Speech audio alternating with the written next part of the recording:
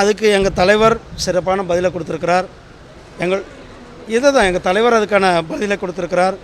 எங்கள் தலைவரனுடைய செயல்பாடுகளால் இன்றைக்கு பாரதிய ஜனதா கட்சி மிகவும் வேகமாக வளர்ந்து கொண்டுகின்ற கட்சியாக இருந்து கொண்டிருக்கிறது.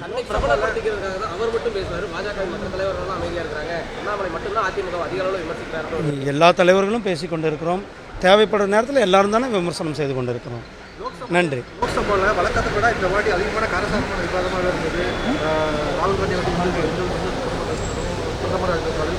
காரசாரமான விவாதத்துக்கு காரணம் இது வரைக்கும் இல்லாமல் இப்போ இந்த காரசார விவாதம் நடக்கிறதுக்கு காரணம் அது எதிர்க்கட்சிகள் திட்டமிட்டு ஏன்னா 3வது முறையாக ஒரு வரலாற்று சிறப்புமிக்க ஆட்சியை நம்மளுடைய பிரதமர் அவர்கள் 3வது முறையாக அமைத்திருக்கிறார்கள். ஒரு சிறப்பான ஆட்சியை நடத்தி கொண்டிருப்பது அவர்களுக்கெல்லாம் பொறுக்கமில்லை. காங்கிரஸ் அரசாங்கம் இப்போ 3 தேர்தலில் முயற்சி செய்து கூட 100 சீட்டை இன்னும் அவர்களால் பிடிக்க முடியவில்லை. அதனுடைய நாம் ஜெயிக்க முடியவில்லை என்ற ஒரு ஆதங்கமாக கூட அவர்கள் இடத்துல இருக்கக்கூடும்.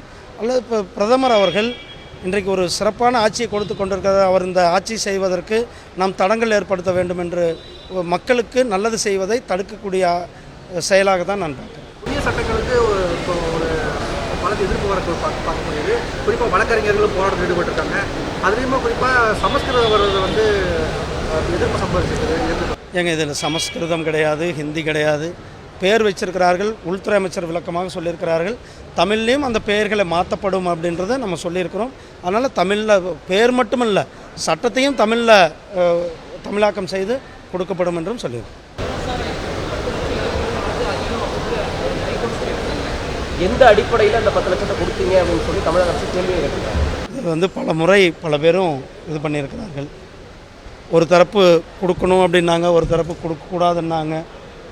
கள்ளச்சாராயத்தை ஒழிக்க வேண்டும் என்பது தான் அனைவருடைய எண்ணமாக இருக்கிறது. இன்றைக்கு ஹைகோர்ட்டு கூட அதில் தலையிட்டு சொல்லியிருக்கிறார்கள், வரவேற்கத்தக்கது.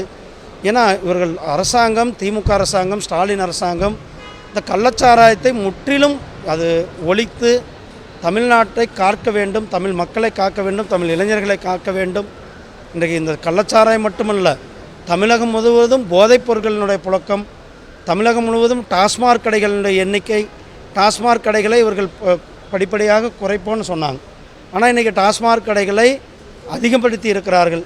இதெல்லாம் குறைத்து விட்டு நல்ல பள்ளி, நல்ல கல்வியை, நல்ல மாணவர்களுக்கு தேவையான யோகா இதையெல்லாம் கொடுக்க வேண்டும் என்று கேட்டுக்கொள்கிறேன்.